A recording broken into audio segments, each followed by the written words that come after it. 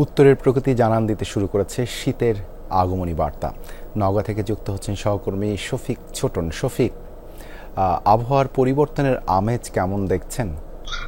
দেবাশিস, আবহাওয়ার পরিবর্তন যেটি দেখছি সেটি হচ্ছে যে সকালে কুয়াশা থাকছে, শীতল বাতাস বইছে, অর্থাৎ হেমন্ত প্রকৃতিতে যেরকম প্রকৃতি দেখা যায় ঠিক সেই রকমই অবস্থা। গত দুদিন ধরে এই অঞ্চলে বৃষ্টি হয়েছে এবং বৃষ্টির পরে শীতের কিছুটা প্রকোপ বেড়েছে। অর্থাৎ আগে যেরকম একটু মৃদুমন্দু হাওয়া বা সকালবেলা যেরকম ঝলমলে প্রকৃতি থাকতো, এখন সেটির কিছুটা পরিবর্তন। আমি যদি ক্যামেরার মাধ্যমে দেখাই যে দেখবেন এখনো কিন্তু ৮টা পার হয়ে গেছে, তারপরেও কুয়াশা কাটেনি।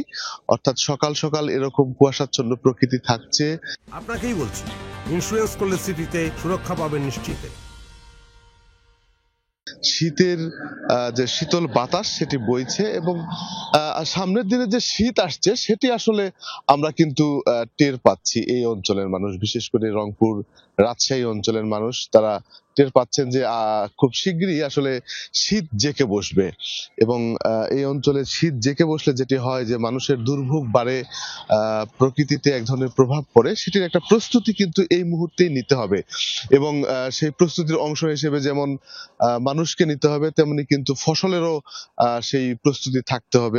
অর্থাৎ চাষিরা নতুন নতুন ফসল বুনবেন এবং সেই ফসলগুলো শীতের যে ফসলগুলো, বিশেষ করে সবজি চাষ, সেগুলো কিন্তু শুরু হবে এবং শীতের সবজিগুলো খুব তাড়াতাড়ি বেড়ে উঠবে এরকম। তো গত দুদিনের বৃষ্টিতে এখনো কিন্তু সেই রেশ আছে, অর্থাৎ মৃদু বৃষ্টি পড়ছে এরকমই কিন্তু আমরা দেখছি।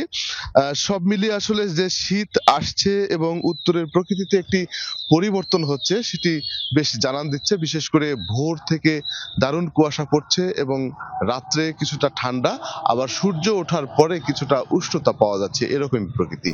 দেবাশিস, ধন্যবাদ ছোটন যুক্ত হবার জন্য।